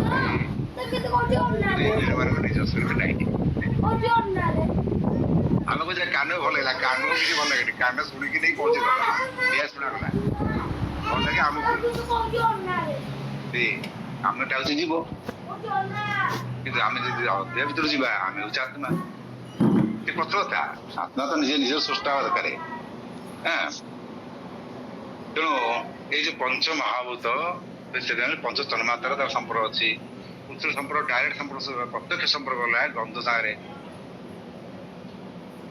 ହେଲା ଶବ୍ଦ ସ୍ପର୍ଶ ରୂପ ଗନ୍ଧ କିନ୍ତୁ ପୃଥିବୀର ପ୍ରତ୍ୟକ୍ଷ ଶବ୍ଦ ହେଲା ଗନ୍ଧ ସାଙ୍ଗରେ ଜଳର ପ୍ରତ୍ୟକ୍ଷ ଭାବରେ ସମ୍ପର୍କ ହେଲା ରସ ସାଙ୍ଗରେ ଅଗ୍ନିର ପ୍ରତ୍ୟକ୍ଷ ଭାବରେ ସମ୍ପର୍କ ହେଲା ରୂପ ସାଙ୍ଗରେ ନିଆଁ ଜଳ ରୂପ ଦେଖାଯାଇବ ନା ତେଣୁ ବାୟୁର ପ୍ରତ୍ୟକ୍ଷ ଭାବରେ ସ୍ପର୍ଶ ଦେହରେ ମାନେ ସ୍ପର୍ଶ ବାୟୁ ସ୍ପର୍ଶ ଦ୍ୱାରା ଜାଣି ହବ ପବନକୁ ଆକାଶର ପ୍ରତ୍ୟକ୍ଷ ସମ୍ପର୍କ ହେଲା ଶବ୍ଦ ସାଙ୍ଗରେ ଶବ୍ଦମୟ ବ୍ରହ୍ମାଣ୍ଡ ତଥାପି ଏମାନ ଭିତରେ କିଛିଟା ମିଶ୍ରଣ ଥାଏ କେମିତିକା ଘରେ ଥିଲେ ଏସବୁ ଅଛି ତେଣୁ ପୃଥ୍ୱୀତତ୍ତ୍ୱଟା ଏଇ 5ଟା ଯାକ ଶବ୍ଦ ସ୍ପର୍ଶ ରୂପ ରସ ଗନ୍ଧକୁ ତାହା ସଂସ୍ଥା ଥାଏ। ଜଳ ଆସିଲେ ସେ ଗନ୍ଧଟା କାଟିଦିଏ କାରଣ ଜଳର ନିଜସ୍ୱ ଗନ୍ଧ ଥାଏ ତାକୁ ଯାହା ଦେଇକି ସେ ଆସିବ ପାଣିଟା ଆସିବ ମନେକର ହିମାଳୟରୁ ଗୋଟେ ଚେରମୂଳି ଜାଗା ଦେଇକିରି ଗଙ୍ଗା ବହୁଛି ତେଣୁ ଗଙ୍ଗା ପାଣିଟା କେତେ ଚେରମୂଳି ଔଷଧି ଗଛ ଦେଇକି ଗୋଟେ ପାଣିରେ ନାଳ ଦେଇ ଭିତରେ ବୋହି ଆସିବ ଅପରିଷ୍କାର ହେଇଥିବ ଦୁଧ ଧରିବ ପାଣିରେ। ଜଳର ନିଜସ୍ୱ ଗନ୍ଧ ନଥାଏ। ସେଥିପାଇଁ ଜଳର 4ଟି ଶବ୍ଦ, ସ୍ପର୍ଶ, ରୂପ, ରସ। କିନ୍ତୁ ଅଗ୍ନିର ନା ବନ୍ଦ କରିଦେଲା 3ଟି ଚାଲୁ କରି ଶବ୍ଦ, ସ୍ପର୍ଶ, ରୂପ, ଅନ୍ କରି ଏ 3ଟା ରହିବ। ସେମିତି ବାୟୁର 2ଟି ସ୍ପର୍ଶ ଆଉ ଶବ୍ଦ। ଆମେ ଯୋଉ କଥା କହୁଛେ ସେ ଶବ୍ଦ ଦ୍ୱାରା ତ ବାୟୁଟା ତମ କାନକୁ କଥା ଯାଉଛି ନା। ତମ କାନ କଥା ନଉଛି କି ପବନ? ଆମେ ଯଦି ଏୟାର ନଥିବ, ପବନ ନଥିବ, ତାହେଲେ କଥା ଶୁଣାଯିବନି। ତମେ ମାଉସ ନେଇ କହିବ ଆ ପାଟି କରୁଥିବ, ମାଉସ ନେଇ କେହି କାହାକୁ କଥା ଶୁଣିପାରୁନଥିବ, ଯେତେବେଳେ ପାଟି କରୁଛ କର ଗଳା ଫାଟିଯିବ, କିନ୍ତୁ କଥା କାହାକୁ ଶୁଣାଯିବନି, କାରଣ ପବନ ତ ନାହିଁ। ପବନର ଯୋଡେ ସ୍ପର୍ଶ ଆଉ ଶବ୍ଦ। କିନ୍ତୁ ଆକାଶ ତ ଛୁଇଁପାରିବାନି, ଆକାଶକୁ ଆମେ ଛୁଇଁପାରିବାନି। ଆକାଶ ଦେଇକିରି ଆକାଶ ଶବ୍ଦଟା ହେଇକି ବଞ୍ଚିବ। ମତେ ଛାଡି ରହିପାରିବ ନାଇଁ ନାଇଁ ନାଇଁ 25 ତତ୍ତ୍ୱ 20 ତତ୍ତ୍ୱ ଗୋଟେ ଗୀତ ବୋଲେ ଯାର ମନ ବୁଦ୍ଧି ଅହଙ୍କାର ଚିତ୍ତ ସବୁ ଅଛି। ପାଞ୍ଚଟା ଏଗୁଡ଼ା ସେ ଜ୍ଞାନ ନ ରହିବ, ତମ ଇନ୍ଦ୍ରିୟ ବିଷୟ ଜ୍ଞାନ ଆସିବନି। ସେ ରହୁଛି ତାକୁ ଆଚ୍ଛା, ଡାକିକି ଯଦି ଇନ୍ଦ୍ରିୟ ବିଷୟ ଜ୍ଞାନ ଆସିଲା ତମେ ଜାଣିଗଲ ଯେ ହଁ ଏଇ ଜିନିଷ ଏଇ ଜିନିଷରେ ଅଛି। ଏଠି ସ୍ପଷ୍ଟ ହେଇଗଲା ଯେ ଇନ୍ଦ୍ରିୟ ମାନେ ନିଜେ ଆନନ୍ଦ ନେଇପାରନ୍ତି ନାହିଁ, ସେ ଜୀବକୁ ଆନନ୍ଦ ଦେଇଥାନ୍ତି, ମାନେ ହର୍ଷିତ କରିଥାନ୍ତି। ତା ନାଁ ହଉଛି ଯିଏ ଇନ୍ଦ୍ରିୟ ଚଳାଏ। ସେ କାହାକୁ ଆନନ୍ଦ ଦେବେ? ଯିଏ ଇନ୍ଦ୍ରିୟ ଚଳାଏ। କିଏ ଚଳାଏ? ଯିଏ ଚଳାଏ କହନ୍ତି କୃଷିକ। ତେଣୁ ଯିଏ ଇନ୍ଦ୍ରିୟ ମାନଙ୍କୁ ରସପୂର୍ଣ୍ଣ କରାଏ, ଶକ୍ତିଶାଳୀ କରାଏ, ହେଲା ହୃଷିକେଶ। ଆଏ ସବୁ ଆଣେ, ଯାହା ଆଏ ହାତ ମୁଠାରେ ଇନ୍ଦ୍ରିୟ ମାନେ ଥାନ୍ତି, ସବୁ ଇନ୍ଦ୍ରିୟ ତେରା ହୃଷିକେଶ। ଯିଏ ଇନ୍ଦ୍ରିୟ ଆୟତ ନେଇଥିଲା ସେ ହେଲା ଅନ୍ତର୍ଯ୍ୟାମୀ। ଦେଖ ମ ହୃଷିକେଶର ଅର୍ଥ ହେଲା ସେଇଆ। ହୃଷିକେଶ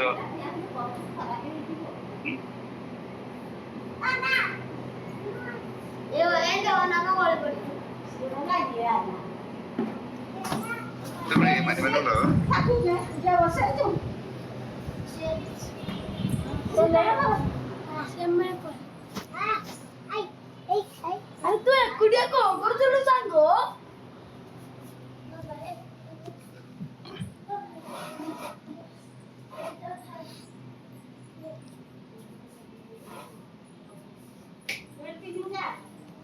ଆମର ଯୋଉ ଇନ୍ଦ୍ରିୟ ଗୁଡିକ ଯଦି ବାହାରେ ଦେଖିବା ସେ ନିତ୍ୟ ପ୍ରାପ୍ତ ହୋଇଥାଏ ପାଇଁ। ଭିତରେ ଦେଖିଲେ ମନ, ବୁଦ୍ଧି, ପ୍ରଭୃତି ଅନ୍ତଃକରଣ ସେ ନିତ୍ୟ ପ୍ରାପ୍ତ ହୋଇଥାଏ। ପରିବାର ଦେଖିବାକୁ ଗଲେ ନିୟନ୍ତା ହଉଛନ୍ତି ତା ଶବ୍ଦ କିଏ? ବାହାର ଆଉ ଭିତରର ହୃଷିକେଶ। ଯିଏ ଏଇ ଜିନିଷଟାକୁ ଚିହ୍ନି ନ ପାରିଲା,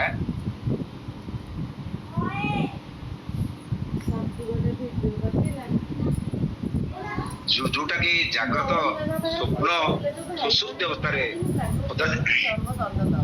ଜାଗ୍ରତ, ସ୍ୱପ୍ନ, ସୁଷୁପ୍ତି ଅବସ୍ଥାରେ ସଦା ସର୍ବଦା ଜାଗ୍ରତ ହୋଇଥାଏ, ସେଇ ଜିନିଷକୁ ଯିଏ ଚିହ୍ନି ପାରିଲା ଯେ ହୃଷିକେଶକୁ ଜାଣିଯିବ, ମାନେ ଅର୍ଥାତ ଈଶ୍ୱରକୁ ଜାଣିଯିବ, ଈଶ୍ୱରକୁ ଅନୁଭବ କରିପାରିବ। ଯେ ସେଇଟାକୁ ଜାଣି ନ ପାରିଲା, ପାଗଳ ଭଳି କହିବ ମୁଁ ଖାଲି ଯିବି ସେ ସମ୍ଭବ ନୁହେଁ। ହଁ, ଜଗନ୍ନାଥଙ୍କୁ ଦେଖିବା ପାଇଁ ଯେଉଁମାନେ ଆପଣ ଜଣଙ୍କର ସନ୍ଦେହ ଆସିବ ଯେ ଭକ୍ତମାନେ ତ ସେ ଜାଣୁଥିଲେ, ମୂର୍ଖ ଥିଲେ, କିନ୍ତୁ କେମିତି ଭଗବାନ ପାଉଥିଲେ? ଆଗେ ତାଙ୍କୁ ସେ ଭକ୍ତ ଅନ୍ତଃକରଣ ଦେଖିଛ? ତାଙ୍କୁ ଭଗବାନ ଦେଖାଯାଉନଥିଲା। ଜ୍ଞାନେନ୍ଦ୍ରିୟ କୁହ, କର୍ମେନ୍ଦ୍ରିୟ କୁହ, କର୍ମେନ୍ଦ୍ରିୟ ଚାଲି ତାହେଲେ ଭଗବାନ ପାଖକୁ ଯିବି। ଜ୍ଞାନେନ୍ଦ୍ରିୟ ଖାଲି ଭଗବାନ ତାକୁ ଦେଖାଉଥିଲା, ଭଗବାନକୁ କେତେ ରହିଲେ ଭଗବାନ ଜଣ ଏଇ ଯୋଉ ସମସ୍ତ ଇନ୍ଦ୍ରିୟ, ଚିନ୍ତା, ମନ ସବୁ ଚୈତନ୍ୟ ଯେତେବେଳେ ପ୍ରଭୁ ଉପରେ ଅର୍ଜି ଅର୍ପଣ କରିଦେଲା, ଭଗବାନ ଉପରେ ପ୍ରେମମୟ ହେଇଗଲା, ସିଏ ହେଲେ ଭକ୍ତ। ତାକୁ ତ ଭଗବାନ ତା ପାଖକୁ ଆପେ ଦୌଡ଼ି ପଳେଇବେ, ତୁମକୁ ଯିବା ଦରକାର ନାହିଁ। ଏଠି ସେୟା ହେଇଛି ପ୍ରତ୍ୟେବି, ଏଠି ସେୟା ହେଇଛି।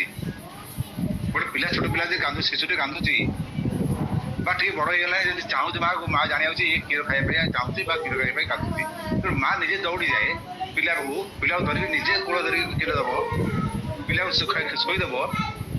ଏଇ ହେଲା ଭଗବାନ ଭକ୍ତ ସମ୍ପର୍କ। ଭାବନ୍ତି ଯେ ତୁମେ ଦୌଡ଼ି ଭଗବାନ ତ ପାଖକୁ ଯାଇ ହିଁ ପାରିବନି, ତାର ଇଚ୍ଛା ନହେଲେ। ସିଏ ଯେତେବେଳେ ସିଏ ଦେଖିଦବ ଯେ ଆରେ ମତେ ସେ ଚିନ୍ତନ, ମନ, ଜାଗ୍ରତ, ସ୍ୱପ୍ନ, ସୁସୁପ୍ତ ସବୁ ଅବସ୍ଥାରେ ସେ ମତେ ହିଁ ଚିନ୍ତା କରୁଛି ପ୍ରଭୁ ତା ପାଖରେ ହାତ ଧରି ସାରିଥିବେ ଏ ଜାଣିନଥିବ ଯେ ପ୍ରଭୁ ବୋଲିକା ଦରକାର ନାହିଁ ପ୍ରଭୁ ତା ପାଖକୁ ପଳେଇ ଆସିବେ ମା ଭଳି ପ୍ରଭୁ ହେଲେ ମା ସେ ମା କ୍ଷୀର ଯାହା ଗୀତାମୃତ ସେୟା ଏଠି ମୁଁ ଯୋଉ କଥା କହୁଛି ହେଲା ପିଓର କ୍ଷୀରଟା ସେ ଯାହା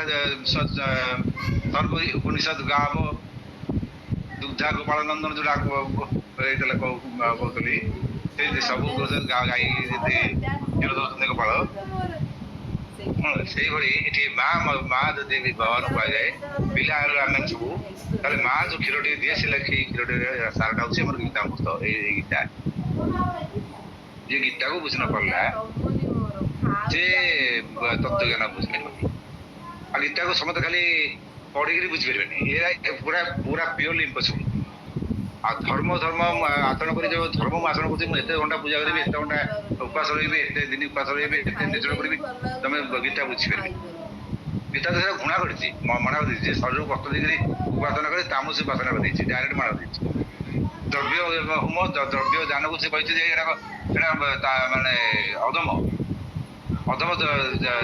ତାକୁ ଉତ୍ତମ ବୋଲି କହିନି ଜ୍ଞାନ ଦାନକୁ ଶ୍ରେଷ୍ଠ କହିଛି ଯୋଉ ଦ୍ରବ୍ୟ ଦାନରେ ଯୋଉ ସ୍ୱାହା କହୁଛନ୍ତି ତାକୁ ସେ କହିছে ଅଧମ ଦ୍ରବ୍ୟ ଦାନ ଅଧମ ଭିକ୍ଷା ଦବ ପଇସା ଦବ ପତ୍ର ଦବ ଘର ଦବ ଗାଡି ଦବ ଏଇଟା ଅଧମ ଦାନ ଗୀତା କହିଲା ତାକୁ କଣ କଲେ ଜ୍ଞାନ ଦେବା ତାକୁ ସେଇ ଜିନିଷ ଆଲୋଚନା କରିବାକୁ ଅଛି ଆଗକୁ ଭବିଷ୍ୟତରେ ବଡ ବଡ ବଡ ଜିନିଷ ଅଛି ତାହେଲେ ଈଶ୍ୱର କିଏ ନା ସେ ସଦା ଜାଗ୍ରତ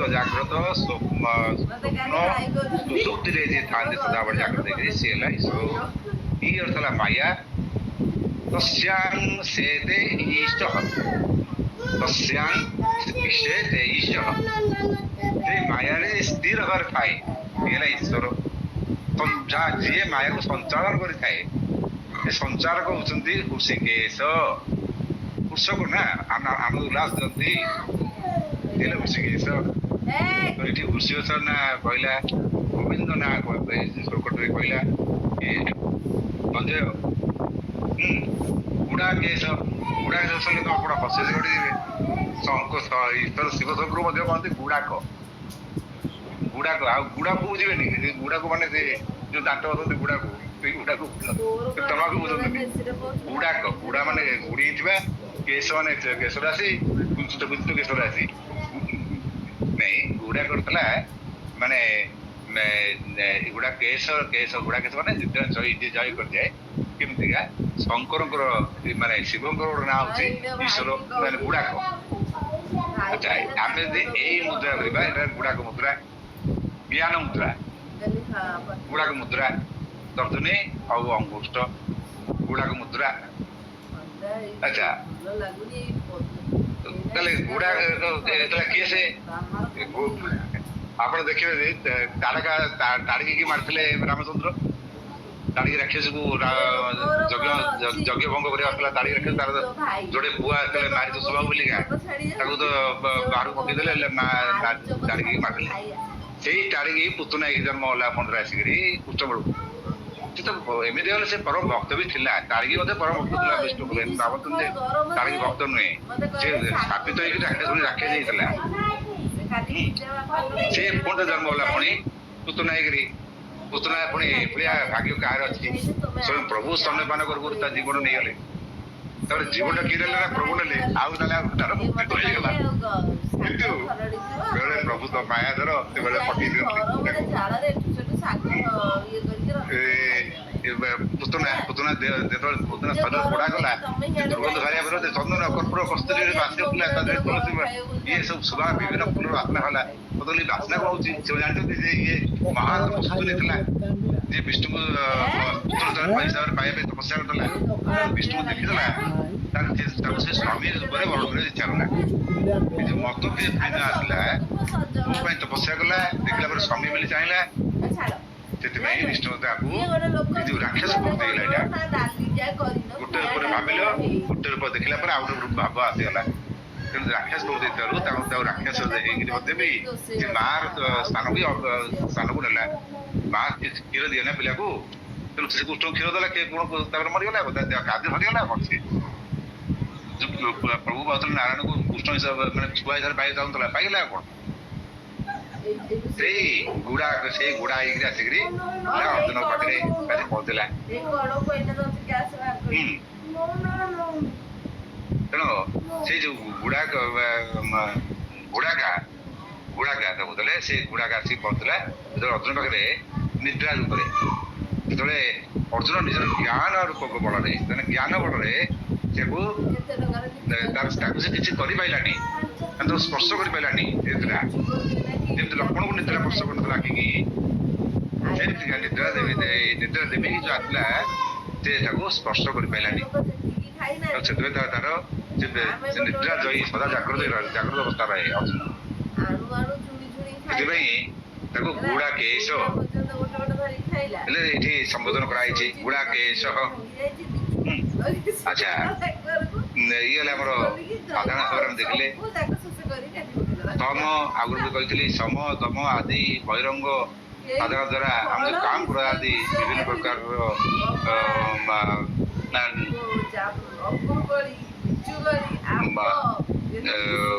ଯିଏ ଜୟ କରିଥାଏ ପରନ୍ତକ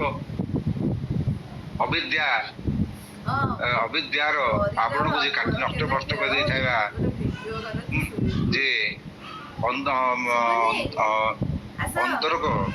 ଅନ୍ତର ସାଧନା ଯୋଉଟା ହୁଏ, ଅନ୍ତକରଣ ଯୋଉ ସାଧନାଟା ହୁଏ, ସେ ଯୋଉ ଅବିଦ୍ୟାର ଯେ ନଷ୍ଟ କରିଦିଏ ସେଟା ଗୁଡା କେଶ। ନ ଯୋଚ୍ଛ, ମୁଁ ଯୋଉଥିରେ ଚାହୁଁନି ଯୋଉଥିରେ ବୁଝୁଥିଲି ସେ ଜିନିଷଟି ଯେତେବେଳେ ଅର୍ଜୁନ କହିକିରି ଚୁପ୍ ଆଉ ତ କହିବାର ନାହିଁ ନା, ମୁଁ ସେ କହିବାକୁ ଆଉ ଯୁଦ୍ଧ କରିବିନି, ଚୁପ୍ ହେଇଗଲା। ଏଠି ଗୋଟେ ଦେଖନ୍ତୁ, ଯଦି ଏଇ ସଞ୍ଜୟଟି ଏକଥା ଶୁଣିଛି ଧୃତରାଷ୍ଟ୍ର, ସେ କହିଲା ଯେ ଯାହା ହଉ ଭଲ ହେଲା, ଏଟା ଏଡେ ମୂର୍ଖ ସେ ବୁଝିପାରୁନି। ଆରେ ପିତାମହ ଭୀଷ୍ମ ବର୍ତ୍ତମାନ ରଥରୁ ତଳକୁ ଖସିଗଲେଣି, ମାନେ ଯଦି ଅର୍ଜୁନ ଯୁଦ୍ଧ ନ କରିଛି ନାହିଁ ତାହେଲେ ପିତାମହ ଭୀଷ୍ମକୁ ଖସେଇଲା କିଏ ସେ ଜାଣିବାକୁ ଇଚ୍ଛା କରୁନି। ଅର୍ଜୁନ ଯୁଦ୍ଧ କରୁନି, ତାହେଲେ ଠିକ ଅଛି। ସେ ମନେ ହେଉଛି ଅର୍ଜୁନ ସେ ପିତାମହ ପଛେ ବସି ପଡନ୍ତୁ, ଆମେ ଜିତିଯିବା। ସେ ବୁଝିପାରୁନି ଆରେ ପିତାମହ ଭୀଷ୍ମକୁ ପକେଇଲା କିଏ ସେ। ଗୋଟେ ବାରମ୍ବାର ଅର୍ଜୁନ କୃଷ୍ଣଙ୍କୁ ନେଇକିରି କୃଷ୍ଣଙ୍କର ବିଭିନ୍ନ ପ୍ରକାର ନାମକୁ ଥୋଇକିରି ତାର ପ୍ରକୃତ ତତ୍ତ୍ୱଟାକୁ ନେଇକି ଥୋଉଛି ସେ ତା ଆଗରେ, ତାକୁ ମଧ୍ୟ ସେ ଜାଣିପାରୁନି ଯେ ଧୃତରାଷ୍ଟ୍ର ଅନ୍ଧ ତ ପୁରା ସେ ପୁରା ଅନ୍ଧ, ସବୁ ଅନ୍ଧ ହେଇଗଲା। ହେଲେ ବାହାଘର ଦିନ ଭିତରେ ବି ଅନ୍ଧ ହେଇଯାଇଛି। ସେ ମନେ ମନେ ଭାରି ଆନନ୍ଦିତ ହେଇଗଲା। ଆନନ୍ଦ ପରେ ତାପରେ କଣ କହୁଛି ସଞ୍ଜୟ, ତମ ବାଚ ହୃଷିକେଶ ପ୍ରହସନ୍ନିବ ଭାରତ ସେନୟୋର୍ଭୟୋର୍मध्ये ବିଷଦନ୍ତମିଦଂ ବଚ। ବିଷଦନ୍ତକୁ ଦନ୍ତିକୁ କୁହାଗଲା। ବିଷଦନ୍ତ କି ବିଷାଦ ଦେଇଥିବା ଅର୍ଜୁନ ବୁଝେଇବ କୁ ବଚ ମାନେ କହିଲେ କହୁଛି ନା ଭଦ୍ର କହୁଛନ୍ତି ତମ ବାଚ ହୃଷିକେଶ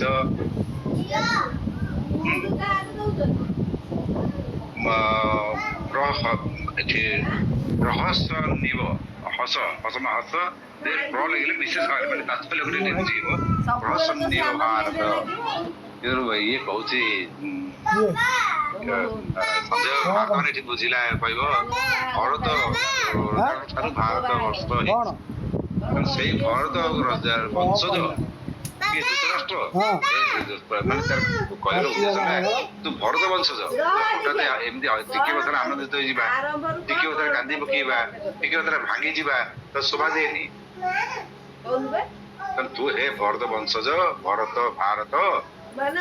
କୁହାଗଲା। ଧୃତରାଷ୍ଟ୍ର ଭାରତ ସେ କହିଛି ଭାରତ ତମୁ ବାଚ ହୃଷିକେଶ ତମ ଉବାଚ। ତାପରେ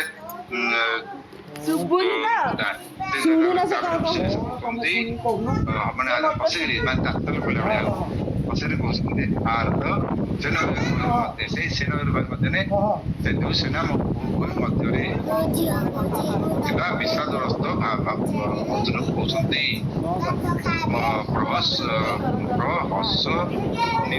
ପ୍ରହସନ୍ନିବ ନା ପ୍ରହସନ ଯୁକ୍ତ ଇବ ହସିଲା ପାଇଁ ତାତ୍ପର୍ଯ୍ୟ କହୁଛନ୍ତି ସଞ୍ଜୟ କହୁଛି ଏ ଭରତ ବଂଶଜ ଧୃତରାଷ୍ଟ୍ର ଉଭୟ ସେନା ମଧ୍ୟରେ ବିଷାଦ ମଗ୍ନ ଅର୍ଜୁନ ପ୍ରତି ଭଗବାନ ଋଷିକେଶ ସହସ୍ୟ ବଦନରେ ମାନେ ଟିକେ ହସିକିରି ଆଉ ତ ସେ ମାନେ କେହି ହସିବେନି ଭଳିଆ ନ ହସତି ତପସ୍ୱୀ ଅର୍ଥାତ୍ ମହାପୁରୁଷ ଯୋର ଆଳୁ ଚପ ଛାଣ ତେଣୁ ମହାନ ପୁରୁଷ ମାନେ ସେ ସର୍ବୋତ୍ତମ ପୁରୁଷ ଆଉ ସେ କେହି ହସିବେ ଏମିତି ସ୍ମିତ ହାସ୍ୟ ସାର କରନ୍ତି ଆଳୁଟା କଣ ଆଳୁଟା ଅଧା ହସିକି କର ମୁଁ ଦିଟା ଖାଇଦେବି ମାନେ ସଞ୍ଜୟ କହୁଛି ଆଜି ଦିନଟା ଆପଣ ସଦାବେଳେ ଯେ ହେ ଭରତ ବଂଶଜ ଧୃତରାଷ୍ଟ୍ର ଉଭୟ ସେନା ମଧ୍ୟରେ ଯୋଉ ବିଷାଦ ମଗ୍ନ ଅର୍ଜୁନଙ୍କ ପ୍ରତି ଭଗବାନ ଋଷିକେଶଙ୍କର ସହସ୍ୟ ମାନେ ସଦୟ ତାପରେ ତାର ଖରା ଦେଖୁଛୁ ଗାଡି ବାହାର କରି କହିଲି ଉଦାହରଣ ଦେଲି କ୍ଷୀର ଦେବା ପାଇଁ ପିଲା ପଳେଇ ଯାଏ କିନ୍ତୁ ଏଠି ଭଗବାନ ଶ୍ରୀକୃଷ୍ଣ ଯେମିତି ଅର୍ଜୁନ ପାଖକୁ ଯଦିବା ତାକୁ ସେ ପୂର୍ଣ୍ଣ ମାତ୍ର ସମର୍ପିତ ହେଇନି ତଥାପି ପଳେଇବ ମୁଁ ଆପଣଙ୍କୁ କହିଲି ନା ଭଗବାନ ଗୋଟେ ଧ୍ରୁବ ପଏଣ୍ଟ ଅଛି ଭଗବାନ ଧ୍ରୁବ କହିବାଟା ମୋ ପାଇଁ ଠିକ ନୁହେଁ କିନ୍ତୁ ଏଇଟା ଆଉ ଟିକେ ମୁଁ ଯାହା ଅନୁଭବ କରୁଛି କହୁଛି ସିଏ ଯାହାକୁ ଥରେ ଧରନ୍ତି ଆଉ ଛାଡନ୍ତିନି ତାକୁ ବାଡେଇବେ ସବୁ କରିବେ ଧରିଥିବେ ସୁଦର୍ଶନ ଚକ୍ର ଗର୍ବ କଲା ତାକୁ ଗୋଲ କମ୍ବ କରିଦେଲେ ପାଖରେ ରଖିଛନ୍ତି ଅଥର ତ ପାଖରେ ତ ରଖିଛନ୍ତି ନା ଅର୍ଜୁନ ଗର୍ବ କଲା ସେ ଯାହା ପାଖରେ ତ ଅଛି ନା ପ୍ରଭୁ ଛାଡିବେନି ଯାହା ଥରେ ଧରିଦେଲେ ଆଉ ଛାଡିବେନି ଯାହା ଥରେ ଧରିଦେଲେ ସିଏ କୁଆଡେ ଯିବନି ଆଉ ଯଦି ସେମିତି ସେ ତ ମାୟାରେ ବାୟା ହେଇଠିକି ବୁଲାବୁଲି କରି ମୋର ପଡିବ ପୁଣି ଆସି ସେଇଠି ମିଶିଯିବ ସେଟା କିଛି ବଡ କଥା ନୁହେଁ 18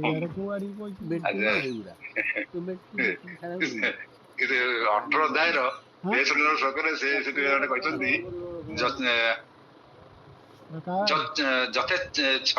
ଯଥେଚ୍ଛସି ତଥା କୁରୁ ଯତ ଇଚ୍ଛା ଯଥେଚ୍ଛସି ତଥା କୁରୁ ତୁମର ଯାହା ଇଚ୍ଛା ତା କର ମୁଁ ତମ ସର୍ବସର୍ପଣ କରିଛି ସେଠି ସର୍ବସର୍ପଣ କରିଛି 18 ଅଧ୍ୟାୟର 13 ଶ୍ଲୋକରେ ତେଣୁ 18 ଅଧ୍ୟାୟର ଯୋଉଟା କହୁଛି ସର୍ବଧର୍ମାନ ପଢିతే ଯେ ଆମକୁ ସର୍ବଧ ସେଇଟା ହେଲା 18 ନମ୍ବର 66 67 ଯୋଉଟାକ ଏଇଠି ଗୀତା ସମାପ୍ତ ଯେତେବେଳେ ସେ କହିଥିଲା ଯେ ତୁମ ଇଚ୍ଛା ଯାହା ତମେ କର ତମେ ଯାହା ଇଚ୍ଛା ତମ କଥା ନେଇ କର ସେଠି ନିଜେ କଣ୍ଡି ହେଇଗଲା ଯାହା ଭଗବାନ କରିବେ ସେ ଯାହା କରିବ ଏଇ ନିଜେ ଯେ କଣ୍ଡି ହେଇଗଲ ବାସ ସରିଲା ଆଉ ଭଗବାନ ତୁମ ସୁଇ ଟିପିଲେ ତମେ ଟିପିଗଲ ତମକୁ ଟେକି ଫିଙ୍ଗିଲେ ପଡିଲେ ଉଠିଲ ଯେମିତି ସିଏ କରିବେ ତାଙ୍କ ଇଚ୍ଛା ଆଚ୍ଛା କିନ୍ତୁ ଶରଣ ନେବା ପରେ ଏଇ ଯେ ସେ କହୁଛି ବର୍ଷ ଶବ୍ଦଟା ଉବାହତ କହିପାରିଥାନ୍ତେ ବର୍ଷ ଶବ୍ଦଟା ହେଲା ଦୋଷ ଯୁକ୍ତ ହେଲେ ବର୍ଷ ଶବ୍ଦରେ ବାହାର କରାଯାଏ ବର୍ଷ ମାନେ ଗୋଟେ ତୁ ତାର ଗଲାଳିଆ କିନ୍ତୁ ବର୍ଷ ଶବ୍ଦରେ ବାହାର କରିବା ଥିଲା ସେଠି ପରିହାସ କରିଛନ୍ତି ପରେ ତୁ ପୁରା ଶରଣ ଗଲୁ ପୁଣି ଛପେଇ ଦଉଛୁ ତୁ ତ ମୋ ଶରଣ ଗଲୁ ତୋର କଣ ତୁ କଲ୍ୟାଣ କର କଣ ଶ୍ରେଷ୍ଠ ତୁ ମତେ ଗୁରୁ ଭାବିଲୁ ତୋର ଶିଷ୍ୟ ଭାବିଲୁ ତତେ ମୁଁ ତ ଦେବି ତୁ ପୁଣି ମତେ କାଇଁ ସଫେଇ ଦେଇକି କହୁଛୁ ଯେ ମୁଁ ଆଜ୍ଞା ଯୁଦ୍ଧ କରିବି ଯାହା ବି ହେଲେ ମୁଁ ଯୁଦ୍ଧ ଆଉ କରିବିନି ଆଉ ଯୁଦ୍ଧ କରିବୁ ତ ମତେ କାଇଁ ଭାବୁଛୁ ତାହେଲେ ମୁଁ ଯଦି କହିବି ମତେ ମୋ ପ୍ରତି ଶରଣ ନେଇଗଲୁ ମୁଁ ଯଦି ଯୁଦ୍ଧ କର ତୁ କରିବୁ ଆଉ ପୁଣି ସଫେଇ କାଇଁ ଦଉଛୁ ତେଣୁ ସେଥିପାଇଁ ସେ ମାନେ ହସିଥିଲେ ହସିଲା ନା ମୁରିକି କେହି ନୁହଁ ଏଇଭଳି ଭାବରେ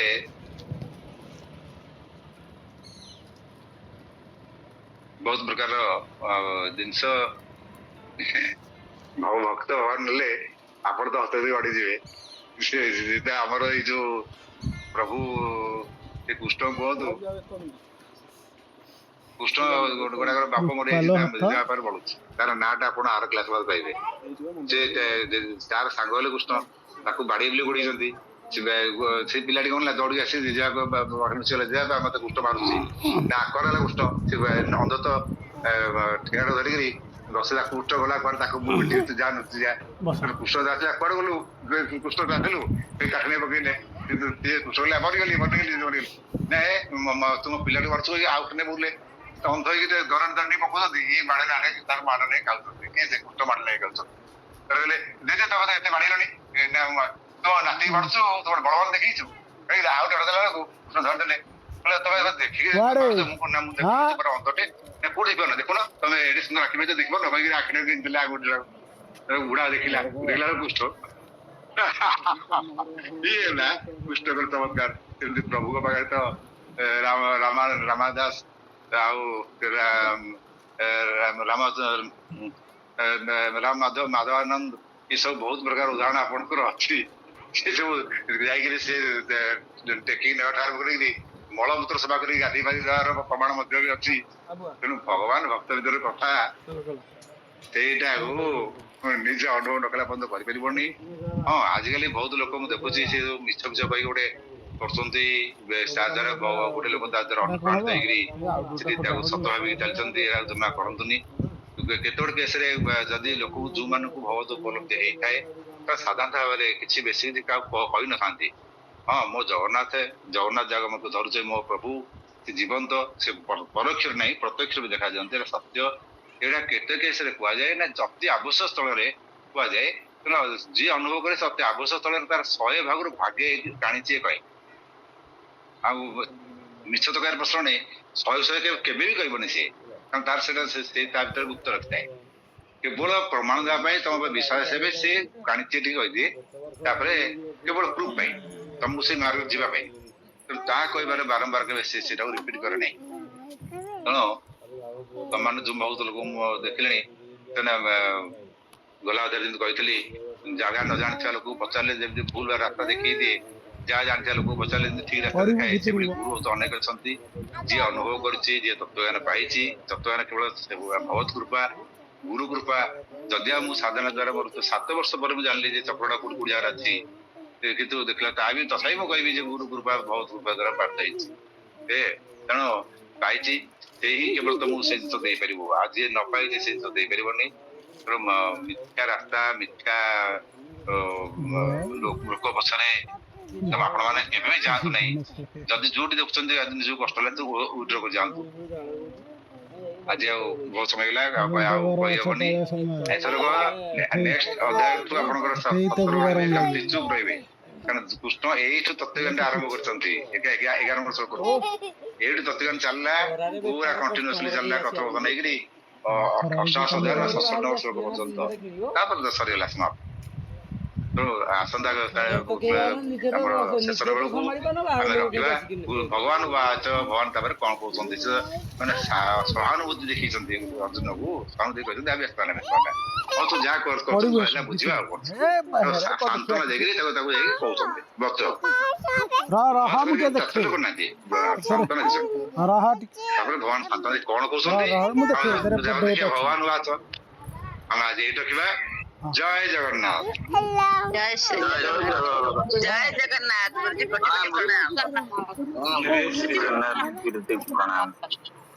ଗୁରୁଜୀ ପ୍ରଣାମ। ଆମର ଏପଟେ ଏସି ଲଗେଇ ଦେଇଛନ୍ତି, ସେଥିପାଇଁ ଆଜି ଆମର ମାନେ ଝାଳର ଚିତା ଉଡି ନିଭୁନି କି ଆମେ ବି ଆମକୁ ଗରମ ଆଜି ହଉନି, ଥଣ୍ଡା ଥଣ୍ଡା ଲାଗୁଛି, ତେଣୁ ଆନନ୍ଦ ଲାଗୁଛି। ସମସ୍ତେ ଆମର ଇନ୍ଦିରା ମାଗୁଡିଙ୍କୁ ଧନ୍ୟବାଦ ଦେଇଦିଅ। ଆଉ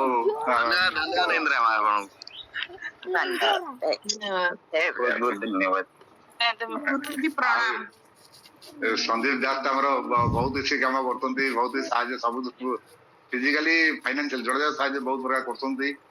ଆଉ ଗୀତା ପଟ୍ଟନାୟକ ତ ସେ ଯାହା କରୁଛନ୍ତି କହିବେନି, କାହିଁକି ନା ମାନେ ସେ ତାଙ୍କ ଜିନିଷ ଗୁପ୍ତ ରଖିବାକୁ ଚାହୁଁଛନ୍ତି।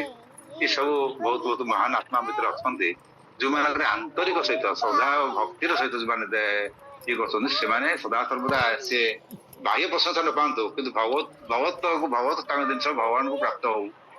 ସିଏ ଦେଇଥିବା ଯୋଗୁଁ ଆପଣ ମାନେ ମୁଁ ଆନନ୍ଦରେ ବସିଛି, ଆପଣ ମାନେ ଆନନ୍ଦରେ କରୁଛନ୍ତି। ନହେଲେ ଗଲା କ୍ଲାସ ଭଳିଆ ମୁଁ ଓଦା ହେଇକିରି ପୁରା ଉଡିକି ତତ୍ତର ହେଇଥାନ୍ତି। ଆଚ୍ଛା ଆମେ ରହିବା। ଜୟ